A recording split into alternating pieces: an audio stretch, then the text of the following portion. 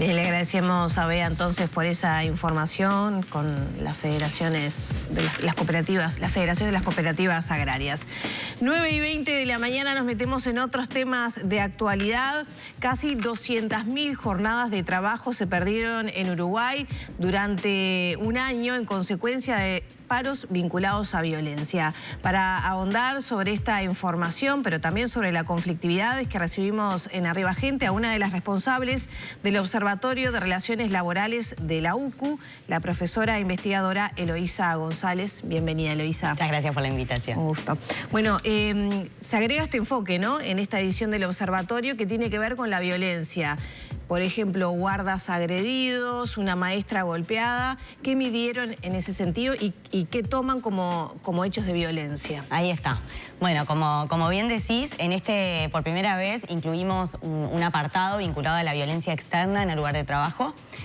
Porque justamente cuando nosotros medimos la conflictividad laboral, lo que miramos es, también para que la gente sepa, es cuando ocurre un paro, una interrupción en el trabajo a causa de un conflicto, ¿no? Un conflicto, un desajuste de intereses entre empresarios y trabajadores en general, pero también puede ser contra el gobierno, contra solidaridad con algún otro colectivo, etc.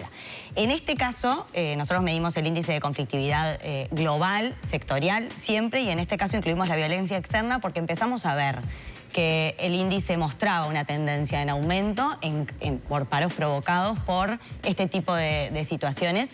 Y para nosotros el índice, más allá de que es un indicador de las relaciones laborales, de consenso social, de estabilidad, etcétera, también tiene un cometido que es generar insumos para prevenir situaciones, para generar conciencia, para entender qué es lo que pasa cuando hay un paro. Estamos acostumbrados a que la causa de paro sea, bueno, mejoras de salariales, reivindicaciones de ese estilo, condiciones de trabajo, que de hecho es la causa que más sale en el semestre que estamos analizando, que es el primer semestre de 2023. Pero es interesante ver cómo durante el año pasado y este año, que también ya tenemos 9 conflictos en lo que fue el semestre, y el año pasado 32 conflictos que son provocados por este tema. La violencia, este tema es abordado en el informe por un psicólogo que trabaja con nosotros, Javier Labarte, desde el Departamento de Psicología, y ahí cómo las disciplinas dialogan para dar explicaciones a las distintas cosas que también van ocurriendo en la sociedad. Y en este caso, esto que vos decías, es bastante frecuente que nosotros veamos en la tele, ¿no?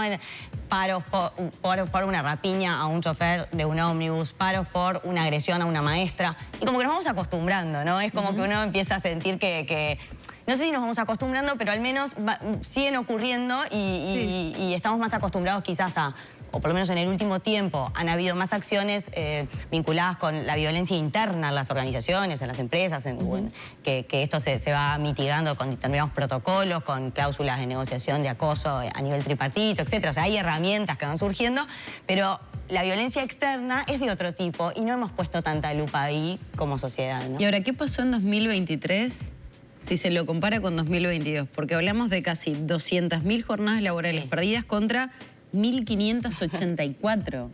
Es un aumento enorme. Sí, el 2023 fue el año de mayor conflictividad en los últimos 20 años, ¿no? O sea que ahí... En todo sentido. En todo sentido. Incluye, más allá saliéndonos de lo que implica los paros por violencia ocupacional externa, si hablamos de conflictividad laboral global, que incluye los paros generales, el 2023, en los últimos 20 años, fue el índice más alto. Anualmente. Esto tiene que ver con que obviamente hay un gobierno de un color distinto a los años anteriores, que nosotros estimábamos que esta alza en el índice iba a ocurrir antes, ocurrió después, por el efecto pandemia, por lo que ya conocemos, pero en definitiva hay dos cosas que decíamos que iban a ocurrir. Una, que iba a ser inferior este año y efectivamente en el 2023, en el 2024 vamos con un índice bajito, digamos, hay algunos conflictos que pueden destacar en prensa y demás, pero lo que nosotros medimos, que son las jornadas perdidas por este paro, la verdad es que ha disminuido, y esto se corresponde con los últimos años de gobierno en casi todos los periodos. Siempre baja la conflictividad al final del periodo de gobierno. Ahí va. Esto es una cosa que tenemos estudiada que ocurre, entonces no nos sorprende. Por otro lado, como vos decías, en el 2023 aumenta muchísimo. Tiene que ver con, nosotros ya también tenemos estudiado que hay una correlación positiva con los paros generales, o sea, el índice global nuestro toma los paros generales a la hora de medir la conflictividad, y el PIT-CNT, los paros que convoca el PIT-CNT en Uruguay tienen mucha adhesión y hacen disparar el índice. O sea que esos momentos en los que nosotros vemos, yo a veces hago una gráfica de todos los años desde que medimos la conflictividad, que es del año 95 hasta ahora, y voy viendo como picos, yo digo es como un electrocardiograma, un paralelismo con el corazón, que es bueno, ¿en qué momentos hay mucha conflictividad? Y siempre ocurre en rondas salariales, en rendición de cuentas, contra temas que son relevantes para la sociedad en su conjunto, pero que no necesariamente son reivindicaciones clásicas laborales, sino como más plataformas más generales. En este gobierno en particular tuvimos la LUC, la Ley de Urgente Consideración en un momento, las reformas, educación, de la seguridad social.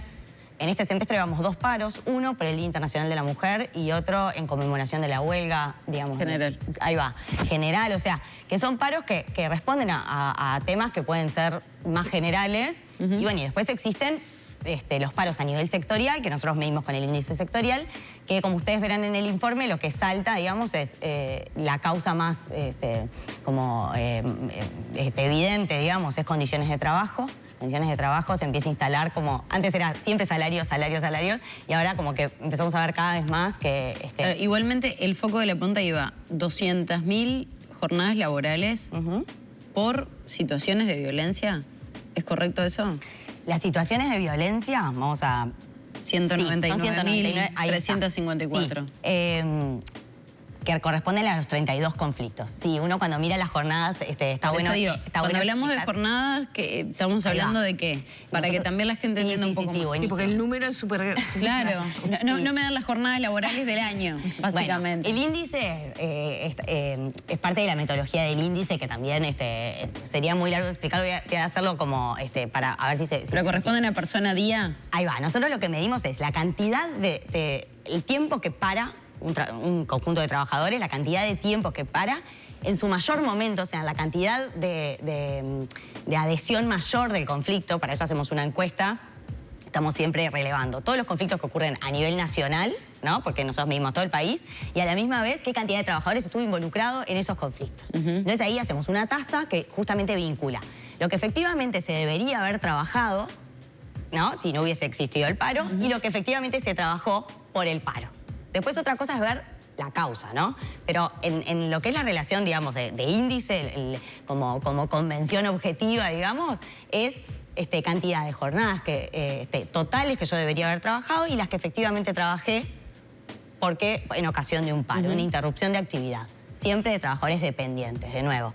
Y acá también digo esto porque el índice nuestro toma solo el trabajo en dependencia, pero también existe toda esta figura de los trabajadores de plataforma que, si bien en algunos casos incluimos algunos paros de Uber, o porque la jurisprudencia en general le ha dado como carácter de dependientes, es cierto que existe como también nosotros el año pasado hicimos un estudio vinculado con esto, otra investigación vinculada con los trabajadores de plataforma, y salta condiciones de trabajo como un debe muy grande, y esto hay como una correlación positiva entre los dos, trabajadores dependientes e independientes, presentan como los mismos, digamos, temas, en sentidos distintos, porque obviamente un trabajador de plataforma tiene otros problemas en términos de condiciones de trabajo, pero quiero decir que en los dos tenemos factor como que salta como algo que hay que hacer doble clic, porque sin duda nos está faltando hacer cosas, ¿no? Eloísa, para cerrar con el tema violencia, ¿esto responde a una situación de un incremento de la violencia social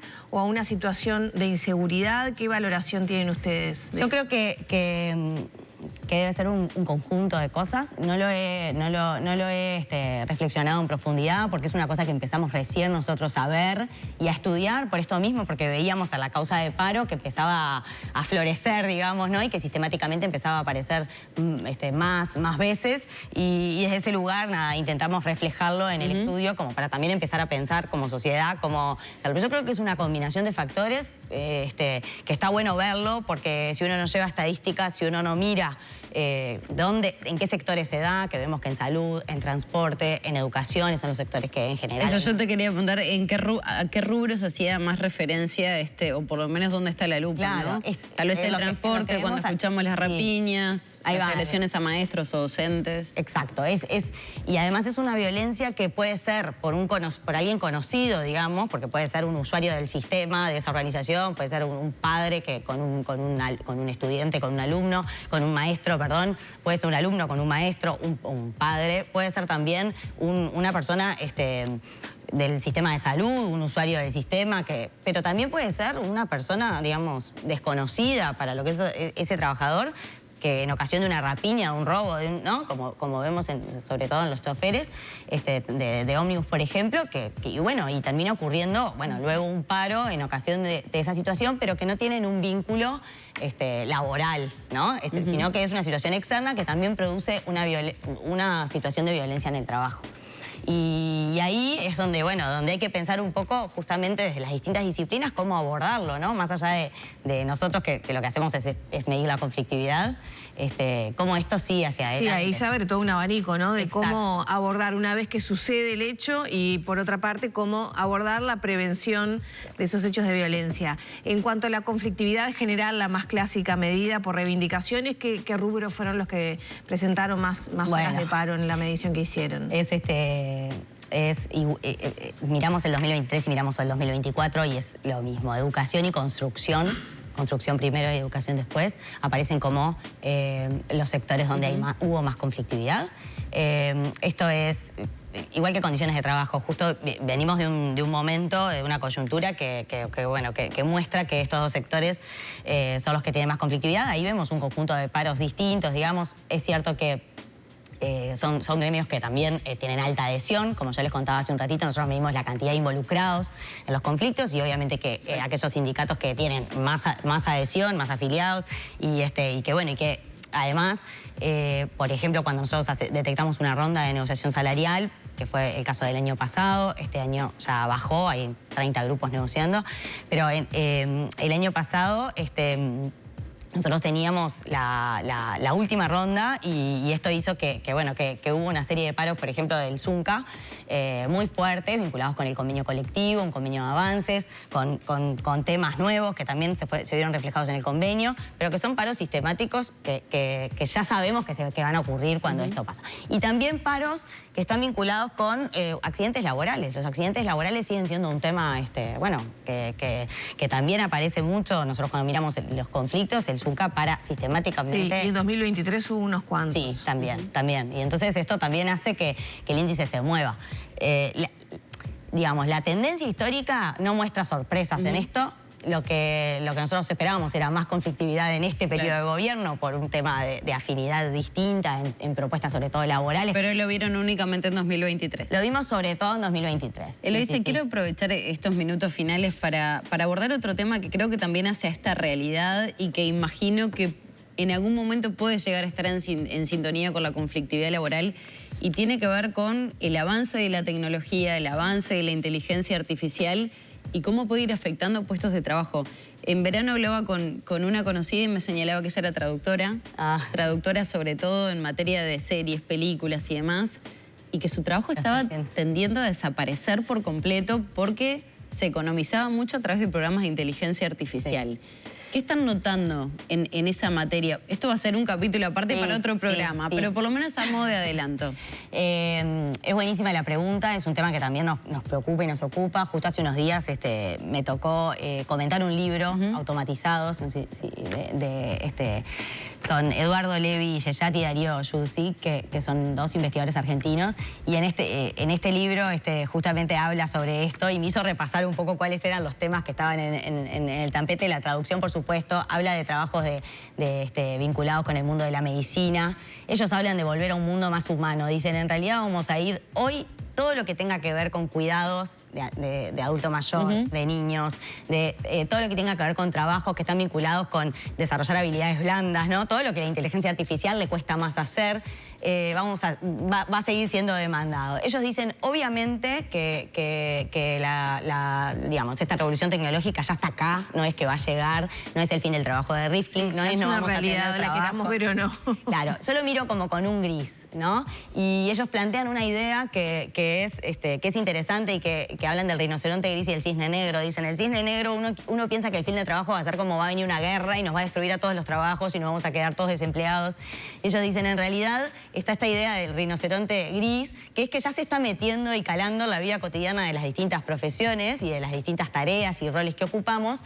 Lo que tenemos que plantearnos es qué vamos a ir haciendo mientras tanto, en términos de, bueno, revisar roles, qué cosas podemos ir desarrollando para reinsertar a esas personas que van quedando, ¿no? Uno como que a veces espera que un día para el otro esto acabe y no es así. Personalmente creo que en estos casos, en los temas que yo sigo queriendo dejar a mi hija con una persona humana y no con un robot, quiero ir a terapia con una persona humana y no con un robot, quiero que si alguien me tiene que decir que tengo una enfermedad y que mañana voy a estar pasando por determinada situación, que me lo explique un ser humano, ¿no? Entonces, yo creo que ahí, y ellos lo plantean en el libro como una posibilidad de, bueno, de revivir todo esto y de justamente pensar en seguirnos formando. Obviamente que la educación ahí tiene un rol central, política pública, pensada y orientada hacia esto, ¿no? Hacia el rinoceronte gris, hasta esto que está acá, está a la vuelta de la esquina y que a veces esperamos que venga... Ahora, en esa línea de reconversión, imagino, de cada uno de los oficios, ¿no? Y de las profesiones. Sin duda, pero eso tenemos que... Es una cosa que es... Está la inteligencia, está la tecnología, de qué manera ayornarnos y adaptarnos a esta sintonía conviviendo. Exacto. Eso, yo creo que ahí hay cosas para hacer.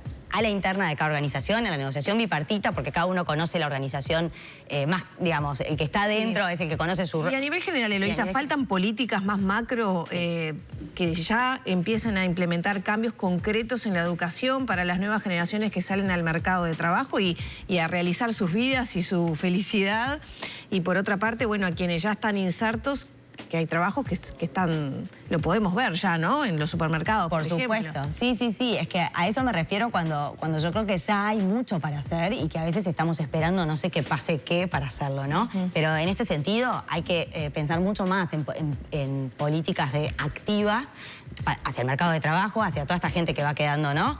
Hay reinserción, capacitación en los temas, no estoy diciendo nada nuevo, en los temas que son que van emergiendo y que sabemos que son los que precisamos para afrontar todo esto. Y después, como toda esta idea como yo creo que me pasa con el índice y con otras estadísticas, medir, mirar, tener datos sobre cómo van cambiando, ¿no?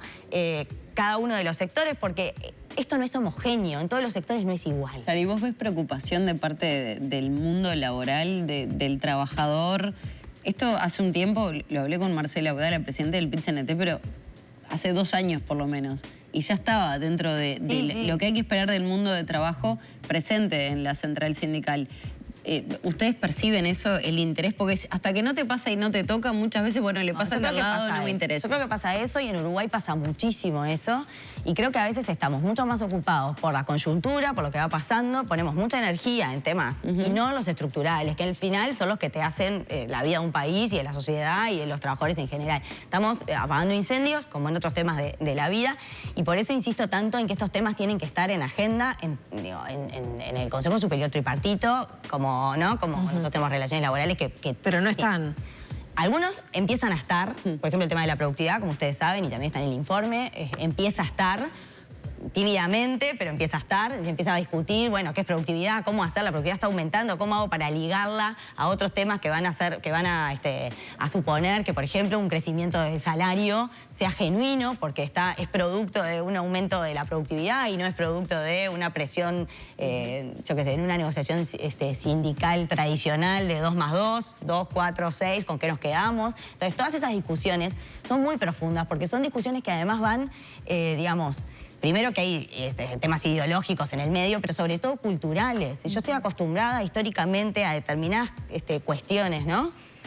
Me cuesta salir de eso. Y bueno, y en general las sociedades son resistentes. ¿Las cámaras empresariales también les cuesta? Sí, yo creo que a todos les cuesta. La verdad es que, digo, en mi experiencia, cada uno... Hay que romper un esquema, ¿no? Hay que romper un poco esquemas, hay que sentarse a pensarlo de verdad. Eso implica bueno, implica un montón de cosas, porque implica atacar los temas, estudiarlos a fondo, entender que ya están, que no es que no van a venir, que ya están acá. Y desde ese lugar, bueno, obviamente espacios de equilibrio, de ajuste, de poder encontrar, bueno, que a todas las partes les sirve, ¿no? Para el futuro Quedan tantas preguntas. En cualquier momento vas a tener que volver. Bueno, Muchas gracias. gracias a La ustedes. verdad que sí quedan muchas preguntas sobre la mesa. Sin duda.